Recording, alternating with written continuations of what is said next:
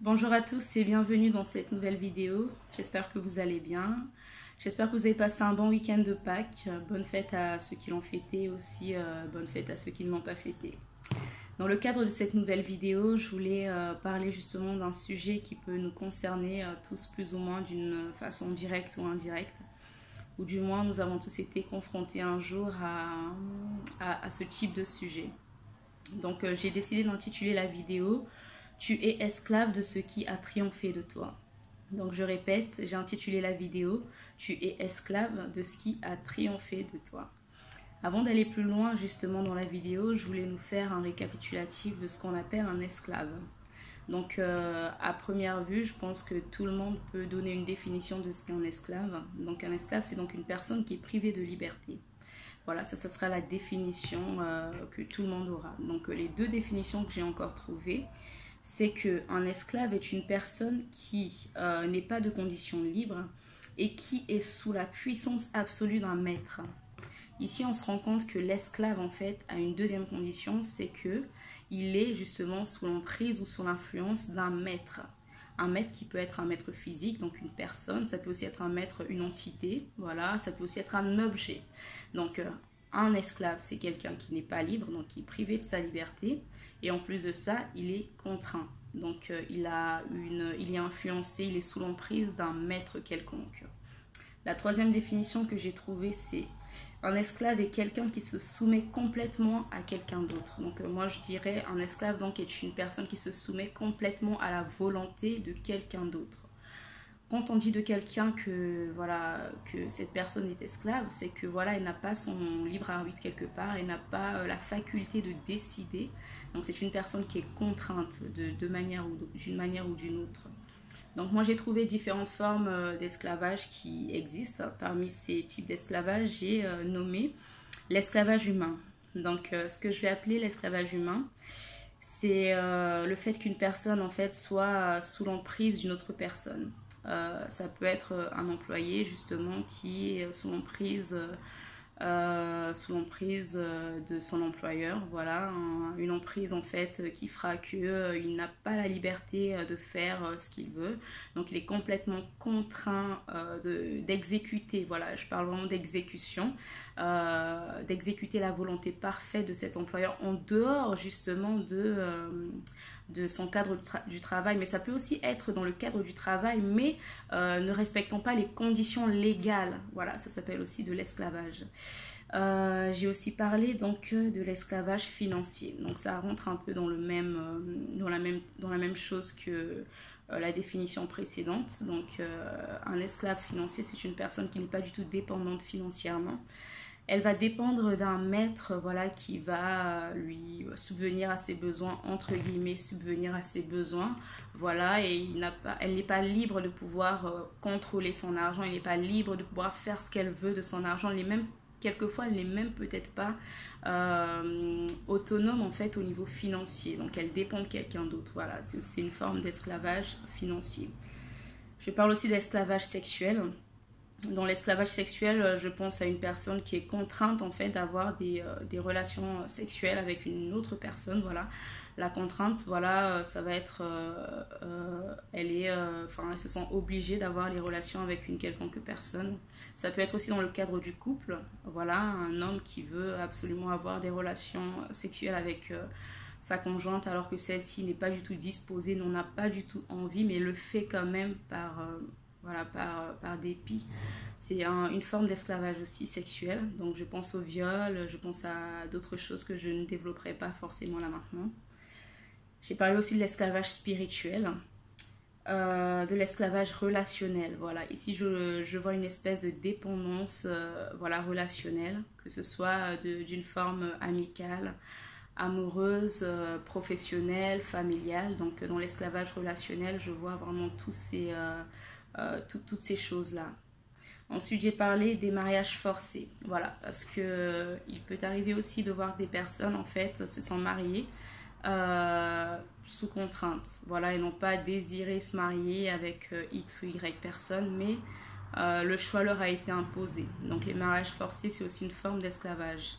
Et on retrouve ça aussi dans certains pays, notamment des pays démunis aussi, où la famille voilà, ne peut pas s'en sortir. Donc, trouvant avantageux pour eux de vendre entre guillemets leur fille à une personne qui très souvent est très âgée, voilà, en échange voilà, de quelque chose, voilà, aux moyens financiers. Ensuite, je parle aussi de l'esclavage des enfants. Donc ça, c'est connu aussi dans beaucoup de pays. Voilà, je parle du travail des enfants notamment. C'est une forme d'esclavage aussi. Donc on voit qu'il existe en fait des conditions qui font qu'une personne est esclave. Voilà. Donc dans ces conditions, on retrouve en fait le manque de liberté, on retrouve la contrainte, on retrouve aussi l'influence, ou donc l'emprise de quelqu'un sur une autre personne. Donc dans ces trois conditions, on a donc le manque de liberté, on a donc la contrainte, donc la personne ne se sent pas libre justement de faire quelque chose, elle le fait justement parce qu'elle est y obligée. Ensuite, l'influence ou donc l'emprise de quelqu'un sur quelque chose. Donc moi je voulais vous poser une question, c'est que de quoi es-tu esclave? On a vu qu'on pouvait être esclave de beaucoup de choses. On peut être esclave en fait de beaucoup de choses, que ça peut être au niveau relationnel, au niveau spirituel, ça peut être au niveau financier, au niveau humain. Et donc vous, de quoi êtes-vous esclave? Donc ici j'ai détaillé quelques exemples de formes d'esclavage. Je parle par exemple de la cigarette. On voit que voilà, il y a des personnes en fait qui fument, voilà, qui ont commencé au départ comme beaucoup de personnes comme ça, par effet de groupe, ou en étant dans un groupe de pairs qui fumaient, ou alors pour essayer, et depuis en fait elles n'arrivent plus en fait à s'arrêter. Il y a de celles en fait qui veulent réellement arrêter, mais elles n'arrivent plus à s'arrêter justement. Donc j'ai parlé de la cigarette, j'ai parlé de la pornographie. Il y a des personnes voilà, qui sont très portées sur la pornographie. Pas qu'elles font de ça leur vie, c'est que malgré le fait que voilà, elles veulent arrêter, mais en fait elles ont elles se sentent comme impuissantes, elles n'arrivent pas à s'en défaire. Donc ça devient comme une forme de dépendance et d'addiction en fait. J'ai parlé du sexe. Voilà, il y a des personnes qui vont avoir des rapports sexuels ça peut être avec le conjoint, mais là je parle plutôt aussi du cadre, du cadre en fait dans lequel la personne n'est pas forcément en couple. Donc la personne va chercher continuellement à avoir des rapports sexuels, de gauche à droite, etc. Une forme de nymphomanie, mais je parle pas tant de la nymphomanie, mais vraiment du sexe. C'est-à-dire que la personne ne peut pas se passer du sexe. Elle aime tellement le sexe qu'elle ne peut pas se passer du sexe, elle devient dépendante du sexe. Je parle également de la sorcellerie. Oui, c'est vrai qu'on vit aussi dans une société où on commence à banaliser les choses. Quand on regarde Harry Potter à l'école des sorciers, quand on regarde Twilight ou tous ces genres de films ou de dessins animés, on se rend compte que la sorcellerie devient aussi quelque chose de banalisé. Mais je pense qu'il y a aussi des gens qui pratiquent la sorcellerie, qui aimeraient réellement arrêter, mais elles se sentent comme poussées à le faire indépendamment de leur volonté. Je parle également des pratiques occultes, donc ça rentre aussi dans le sens de la sorcellerie. Voilà, on est aussi dans une société où les gens vont beaucoup plus facilement aller consulter des médiums, des voyants, des marabouts, des sorciers, des astrologues, etc. Et ça devient une forme de dépendance. Et on vit aussi dans cette société qui commence à légaliser aussi ce genre de pratique, qui fait que les gens se sentent accros. On peut voir des gens qui peuvent débourser des milliers d'euros pour aller voir une voyante par rapport à sa vie, par rapport à beaucoup de choses. Donc ça aussi c'est une forme d'esclavage. Et j'ai parlé de la prostitution. Voilà, parce que dans la prostitution, comme beaucoup de gens peuvent en fait penser, malheureusement certaines personnes peuvent mal penser, il existe des personnes vraiment qui font de la prostitution, pas qu'elles font de ça leur vie, pas qu'elles le veuillent, mais elles se sentent contraintes de le faire. Et il y en a beaucoup qui aimeraient réellement aussi arrêter, mais se sentent comme en fait obligées. Sans parler de celles qui sont contrôlées justement par les proxénètes. Là aussi, je vois aussi une forme justement d'esclavage. Celles qui sont contrôlées par les proxénètes ou celles qu'on a envoyées en Occident en disant justement qu'elles auraient une bonne vie, une belle vie. Et en échange justement justement du billet qui a été payé. Donc ces personnes sont obligées de se prostituer pour pouvoir rembourser. Donc il y a beaucoup de choses. J'ai parlé aussi de la drogue. Voilà, la drogue, voilà, c'est aussi quelque chose qui peut rendre une personne esclave. Il y a des gens qui sont dans la drogue, qui sont dans cette addiction-là, qui aimeraient réellement arrêter, mais qui se sentent en fait dans l'incapacité, qui se sentent réellement dans l'incapacité d'arrêter. Pas qu'elles elles ne veulent pas arrêter, mais elles se sentent complètement dans l'incapacité de le faire. J'ai aussi parlé des comportements autodestructeurs. Mais quand on voit bien dans les comportements autodestructeurs, tous les facteurs que j'ai précisés avant, en fait, rentrent dans les comportements autodestructeurs. Ici, dans les comportements autodestructeurs, je verrai aussi voilà, une personne qui va se détruire, en fait, qui va se détruire au niveau, par exemple, relationnel. Une personne qui, suite à, je sais pas, une rupture amoureuse, commence à aller d'homme à homme ou de femme en femme. Bon, je prends plutôt le cadre d'une femme, le cadre d'une femme qui va commencer à aller d'homme à homme pour pouvoir en fait voilà, oublier, penser. Elle a peut-être une soif de vengeance, elle veut se venger de ce qu'elle a pu vivre, donc pensant se venger sur les autres hommes, justement elle va commencer à manifester aussi ces comportements autodestructeurs. Et je voulais qu'on puisse lire justement un passage dans Romains, donc Romains chapitre 7 verset 19 qui résume bien en fait cette situation. Quand je parle de cette situation, c'est que ce sont des gens, il y a des gens qui veulent réellement, qui sont esclaves de quelque chose, mais qui veulent réellement s'en détacher, qui veulent réellement s'en défaire, qui veulent réellement en fait sortir de là, mais n'ont pas la capacité, elles n'ont pas la force nécessaire de le faire, malgré que leur volonté en fait fait que elles aimeraient le faire, mais elles n'y arrivent pas. Donc dans Romains 7, verset 19, ça nous dit: en effet, je sais que le bien n'habite pas en moi, c'est-à-dire dans ma nature propre. J'ai la volonté de faire le bien, mais je ne parviens pas à l'accomplir. En effet, je ne fais pas le bien que je veux, mais je fais au contraire le mal que je ne veux pas. Je répète, en effet, je ne fais pas le bien que je veux, mais je fais au contraire le mal que je ne veux pas. Ici, c'était l'apôtre Paul qui parlait, justement. Il nous parlait de notre nature, de notre condition humaine. Quelquefois, la personne, voilà, elle a la volonté de faire quelque chose, mais n'arrive pas à le faire. Pas que elle ne veuille pas le faire, mais elle trouve en elle, c'est comme une nature contraire. C'est comme deux forces, en fait, opposées entre ta volonté et ton corps. Ton corps réclame autre chose, ta volonté veut autre chose. Donc ici, l'apôtre Paul nous explique justement que il était quelque part comme esclave, voilà, de quelque chose. C'est que quand il veut faire le bien, il n'arrive pas forcément à faire le bien et il fait le mal qu'il ne veut pas. Ensuite, je voulais parler aussi de Luc 19 qui nous parle en fait de l'histoire d'un anon qui était attaché et qui avait un maître. Dans cette histoire, on va voir en fait une chose qui est super importante concernant la liberté d'un être humain. Donc, on nous dit: après avoir dit cela, Jésus marcha devant la foule pour monter à Jérusalem. Lorsqu'il s'approcha de Bethphagée et de Béthanie, vers la colline appelée Mont des Oliviers, Jésus envoya 2 de ses disciples en leur disant: allez au village qui est en face. Quand vous y serez entrés, vous trouverez un anon attaché sur lequel personne n'est encore jamais monté. Détachez-le et amenez-le. Ici, en fait, avant d'aller plus loin, Jésus dit à ses disciples: voilà, vous allez aller dans ce village-là, vous allez trouver un anon qui est attaché. Cet anon n'a pas été utilisé, mais comme il a été attaché, il faudra que vous puissiez le détacher.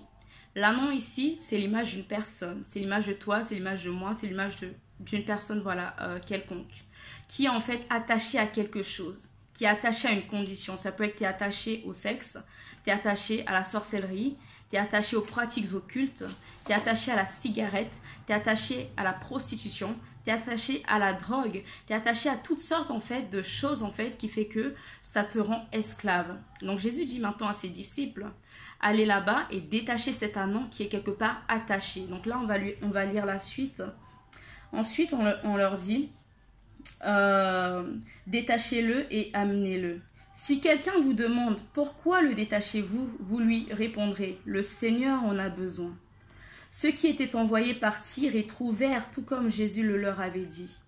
Comme ils détachaient l'anon, ses maîtres leur dirent: pourquoi détachez-vous l'anon? Ils répondirent: le Seigneur en a besoin. Et ils amenèrent l'ânon à Jésus. Je vais reprendre. Comme il détachait l'ânon, ses maîtres leur dirent. Donc en fait, l'ânon avait des maîtres. Comme je l'ai dit, en fait, l'ânon ici, c'est l'image d'une personne quelconque. Toi, moi, voilà, une personne quelconque, qui a des maîtres quelconques. Donc, qui a des maîtres. Donc, l'ânon n'avait pas un seul maître, mais il avait des maîtres. On nous parle de plusieurs maîtres. Qui sont tes maîtres? La question que je te pose aujourd'hui, c'est qui sont tes maîtres? Qui sont les maîtres de ta vie? J'ai énuméré là quelques exemples, voilà, ça peut être la cigarette, la drogue, le sexe, l'occultisme, la sorcellerie, le vol. Il y a plein d'autres exemples en fait d'esclavage. Il y a plein d'autres exemples. Mais qui sont les maîtres actuels de ta vie? Jésus va dire à ses disciples, allez détacher cet anon. Donc cet anon aujourd'hui, c'est toi. Cet anon aujourd'hui, c'est moi. Cet anon aujourd'hui, c'est une personne quelconque. Donc dans les maîtres de l'anon, je mettrai aussi des pensées suicidaires. Des pensées voilà destructrices, pardon, des comportements autodestructeurs. Je mettrai plusieurs choses. Dans les maîtres de l'anon, il peut avoir aussi l'angoisse, il peut avoir l'anxiété, il peut avoir la dépression, il peut avoir des maladies mentales. Voilà, il y a des personnes voilà, qui souffrent d'hallucinations, mais avec le temps, je ferai d'autres vidéos là-dessus. Mais qui sont tes maîtres? La question que je te pose aujourd'hui, c'est qui sont tes maîtres? On voit que Jésus parle à ses disciples en disant que l'ânon a plusieurs maîtres. Donc, il n'avait pas qu'un seul maître. Donc, ça veut dire que tu peux être là, tu es esclave de quelque chose, mais pas que d'une seule chose, mais tu es esclave de plusieurs choses. Donc, quelles sont ces choses qui dominent sur ta vie? Je vais continuer. Comme ils détachaient l'ânon, ses maîtres leur dirent, « Pourquoi détachez-vous l'ânon » Ils répondirent, « Le Seigneur en a besoin. » Et ils amenèrent l'ânon à Jésus. C'est comme toi aujourd'hui. Tu es peut-être esclave de quelque chose. Il y a quelqu'un qui domine sur toi. Tu es sous l'emprise de quelqu'un. Tu es sous l'influence de quelque chose. Aujourd'hui, je viens te dire que Jésus veut te détacher. Jésus veut te détacher car Jésus a besoin de toi. Je vais finir par lire Jean chapitre 8 et Jean chapitre 36 qui nous parlent de deux choses qui sont réellement capitales concernant le sujet que je viens de dire. Dans Jean 8, 34, ça nous dit, c'est Jésus qui parle, il dit, « En vérité, je vous le dis, leur répliqua Jésus, toute personne qui commet le péché est esclave du péché. En vérité, je vous le dis, leur répliqua Jésus, toute personne qui commet le péché est esclave du péché. » On se rend compte en fait ici, Jésus est en train de dire que toute personne qui commet le péché devient esclave du péché. Comme je l'ai pris voilà, précédemment, une personne qui va commencer par la drogue, voilà, en étant dans un cadre en fait festif, et ensuite il va devenir addict, dépendant.